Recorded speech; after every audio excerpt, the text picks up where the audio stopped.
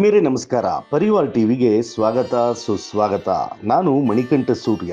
ಸ್ನೇಹಿತರೆ, ತಮಗೆಲ್ಲರಿಗೂ ಮರ್ಯಾದಾ ಪುರುಷೋತ್ತಮ ಆದರ್ಶ ಪುರುಷ ಶ್ರೀರಾಮಚಂದ್ರನ ಜನ್ಮದಿನದ ಶುಭಾಶಯಗಳು. ರಾಮ ನಮ್ಮೆಲ್ಲರ ಉಸಿರು. ರಾಮ ಆತ್ಮಾರಾಮ. ಶುದ್ಧ ಭಾರತೀಯನ ಅಂತರಾತ್ಮನೇ ಸಂಪೂರ್ಣವಾಗಿ ರಾಮಮಯ. ರಾಮನಿಲ್ಲದ ಭಾರತ ಇಲ್ಲ. ರಾಮನ ಹೆಜ್ಜೆ ಗುರುತುಗಳ ಕತೆ ಹೇಳದ ಒಂದೇ ಒಂದು ರಾಜ್ಯ ಕೂಡ ನಮ್ಮ ಭಾರತದಲ್ಲಿಲ್ಲ. ಅಷ್ಟೇ ಏಕೆ, ಏಷ್ಯಾದ ಸಾಕಷ್ಟು ದೇಶಗಳಲ್ಲಿ ರಾಮಾಯಣದ ಕತೆಗಳನ್ನು ಕೇಳ್ತೀವಿ. ಹಾಗಾದರೆ ರಾಮನವಮಿ ವಿಶೇಷ ಏನು ಅಂತ ತಿಳಿಯೋಣ.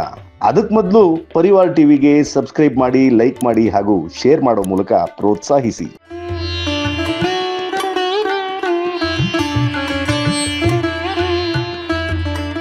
ಆತ್ಮೀಯರೇ, ರಾಮನವಮಿಯು ರಾಮನ ಜನ್ಮದಿನವನ್ನು ಆಚರಿಸುವ ಒಂದು ಪವಿತ್ರ ಹಬ್ಬ.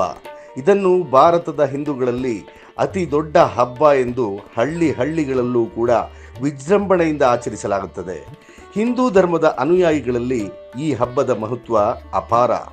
ಪ್ರತಿ ವರ್ಷ ಪ್ರಸಿದ್ಧ ಚೈತ್ರ ನವರಾತ್ರಿಯ ಕೊನೆಯ ದಿನದಂದು ಈ ಶುಭ ದಿನವನ್ನು ಭವ್ಯವಾಗಿ ಆಚರಿಸಲಾಗುತ್ತದೆ.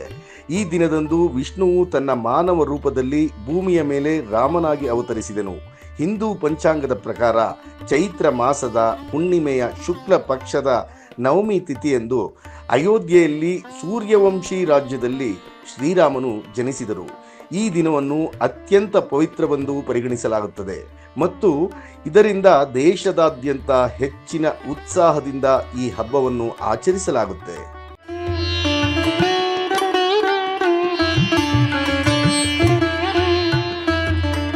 ಶ್ರೀರಾಮ ವಿಷ್ಣುವಿನ ದಶಾವತಾರಗಳಲ್ಲೊಂದಾದ 7ನೇ ಅವತಾರ ಮತ್ತು ಹಿಂದುವಿನ ಸಮುದಾಯದಿಂದ ವ್ಯಾಪಕವಾಗಿ ಪೂಜಿಸಲ್ಪಡುವ ದೇವರುಗಳಲ್ಲಿ ಒಬ್ಬರು.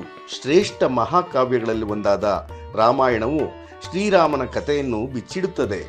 ಇದು ಅವರ ಪಾತ್ರ, ಸದ್ಗುಣಗಳು ಮತ್ತು ನೈತಿಕತೆಯನ್ನು ಎತ್ತಿ ತೋರಿಸುತ್ತದೆ. ಅವರು ಸುಂದರ, ಸೌಮ್ಯ, ಮೃದುಭಾಷಿ, ಉತ್ತಮ ಸಾಧನೆ ಮಾಡಿದವರು, ರಾಜಮನೆತನದವರು ಮತ್ತು ನಿಸ್ವಾರ್ಥರಾಗಿದ್ದವರು. ಅವರ ಖ್ಯಾತಿ, ಕೌಶಲ್ಯ, ಶೌರ್ಯ ಮತ್ತು ಪ್ರಾವೀಣ್ಯತೆಗೆ ಯಾವುದೇ ಮಿತಿಗಳಿರಲಿಲ್ಲ. ಅವರು ಕರುಣೆಯಿಂದ ತುಂಬಿದ್ದವರು ಮತ್ತು ಮಾನವೀಯತೆಯ ಸಕಾರವಾಗಿದ್ದವರು. ಅವರು ಪ್ರೀತಿಯ ಸಾರಾಂಶ, ಆದರ್ಶ ಮಗ, ಸಹೋದರ, ಪತಿ, ಸ್ನೇಹಿತ ಮತ್ತು ರಾಜ. ಅವರು ಮನುಷ್ಯನ ಎಲ್ಲ ಅತ್ಯುನ್ನತ ಆದರ್ಶಗಳ ವ್ಯಕ್ತಿತ್ವ.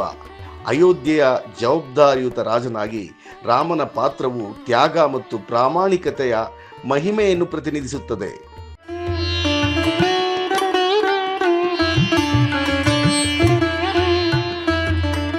ಧರ್ಮವನ್ನು ಸ್ಥಾಪಿಸಲು, ದುಷ್ಟ ಶಕ್ತಿಗಳನ್ನು ಸೋಲಿಸಲು ಮತ್ತು ನಾಶ ಮಾಡಲು, ತನ್ನ ಭಕ್ತರನ್ನು ರಕ್ಷಿಸಲು ವಿಷ್ಣು ಭೂಲೋಕದಲ್ಲಿ ರಾಮನಾಗಿ ಜನ್ಮ ತಾಳಿದರು. ರಾಮಾಯಣದಲ್ಲಿ ಎತ್ತಿ ತೋರಿಸಲಾದ ಅತ್ಯಂತ ಶ್ರೇಷ್ಠ ಬೋಧನೆಯು ಪ್ರತಿಯೊಬ್ಬ ಮನುಷ್ಯನ ಜೀವನದಲ್ಲಿ ಧರ್ಮದ ಅತ್ಯುನ್ನತ ಮಹತ್ವವಾಗಿದೆ. ಧರ್ಮವು ಆಧ್ಯಾತ್ಮಿಕ ವಿಕಸನದ ಮೊದಲ ಹೆಜ್ಜೆಯಾಗಿದೆ. ರಾಮಾಯಣ ಮಹಾಕಾವ್ಯದ ಪ್ರಕಾರ ತ್ರೇತಾಯುಗದಲ್ಲಿ ಅಯೋಧ್ಯ ರಾಜ್ಯದ ರಾಜ ದಶರಥನು ತನ್ನ ಪತ್ನಿಯರಾದ ಕೌಸಲ್ಯ, ಸುಮಿತ್ರಾ ಮತ್ತು ಕೈಕೇಯಿಯೊಂದಿಗೆ ವಾಸಿಸುತ್ತಿದ್ದನು. ಅವನಿಗೆ ಮಕ್ಕಳಿರಲಿಲ್ಲ ಅಥವಾ ಉತ್ತರಾಧಿಕಾರಿ ಇರಲಿಲ್ಲ. ಅವನಿಗೆ ನಿರಾಶೆಯಾಗಿ ಅವನು ಮಕ್ಕಳಿಲ್ಲದವನಾಗಿದ್ದನು. ಮಹಾಋಷಿ ವಸಿಷ್ಠನು ದಶರಥನಿಗೆ ಮಗುವನ್ನು ಪಡೆಯಲು ಪುತ್ರಕಾಮೇಷ್ಟಿ ಯಜ್ಞವನ್ನು ಮಾಡಲು ಸಲಹೆ ನೀಡಿದರು.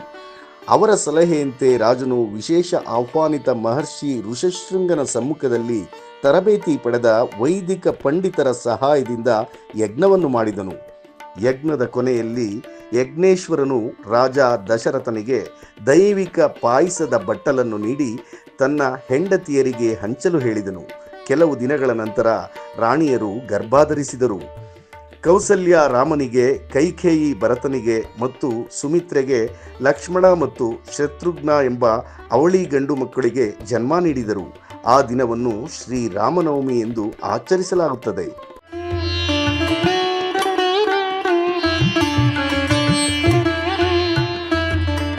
ರಾಮನವಮಿಯ ದಿನದಂದು ಭಕ್ತರು ಶ್ರೀರಾಮನಿಗೆ ಪ್ರಾರ್ಥನೆ ಸಲ್ಲಿಸುತ್ತಾರೆ.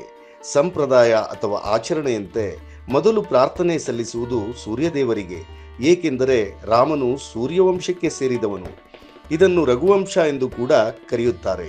ಸೂರ್ಯನು ಬೆಳಕು ಮತ್ತು ಶಕ್ತಿಯನ್ನು ಪ್ರತಿನಿಧಿಸುವುದರಿಂದ ಭಕ್ತರು ಸೂರ್ಯ ದೇವರ ಆಶೀರ್ವಾದವನ್ನು ಪಡೆಯಲು ಮತ್ತು ಅವರ ದೈವಿಕ ಬೆಳಕಿನಿಂದ ತಮ್ಮ ಜೀವನವನ್ನು ತುಂಬಲು ಆತನನ್ನು ಪೂಜಿಸುತ್ತಾರೆ. ಜನರು ಭಗವಂತನ ಹೆಸರಿನಲ್ಲಿ ಭಜನೆಯನ್ನು ಮಾಡುತ್ತಾರೆ, ರಾಮನಾಮವನ್ನು ಪಠಿಸುತ್ತಾರೆ ಮತ್ತು ರಾಮಾಯಣವನ್ನು ಓದುತ್ತಾರೆ. ವೇದ ಸ್ತುತಿಗಳ ಪಠಣವು ಆಚರಣೆಯ ಪ್ರಮುಖ ಭಾಗವಾಗಿದೆ.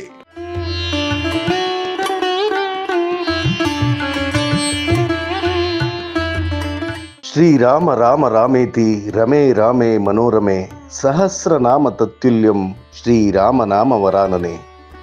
ರಾಮಾಯ ರಾಮಭದ್ರಾಯ ರಾಮಚಂದ್ರಾಯ ವೇದಸೆ ರಘುನಾಥಾಯ ನಾಥಾಯ ಸೀತಾಯ ಪತಯೇ ನಮಃ. ಜೈ ಶ್ರೀರಾಮ್. ಮುಂದಿನ ಸಂಚಿಕೆಯಲ್ಲಿ ಮತ್ತೆ ಭೇಟಿ ಮಾಡೋಣ. ನೋಡ್ತಾ ಇರಿ ಪರಿವಾರ್ ಟಿವಿ. ಸಬ್ಸ್ಕ್ರೈಬ್ ಮಾಡಿ, ಲೈಕ್ ಮಾಡಿ ಹಾಗೂ ಶೇರ್ ಮಾಡಿ. ನಮಸ್ಕಾರ.